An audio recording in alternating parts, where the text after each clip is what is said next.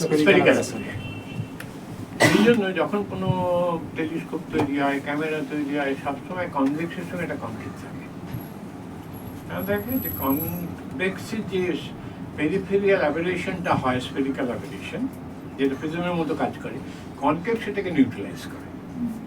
Central পার্টটা কিন্তু ওই হিসেব মতো অনেকগুলো কনকেভ কনভেক্সের কম্বিনেশন। মানে ইনফ্যাক্ট আমি আমার রাশিয়ান ক্যামেরা কেনা আছে একদম খোলা, এখানে 5টা লেন্স আছে, সেটা দেখা যায়। ক্রোম্যাটিক অ্যাবেরেশন না, ক্রোম্যাটিক এবং স্ফেরিক্যাল দুটোই।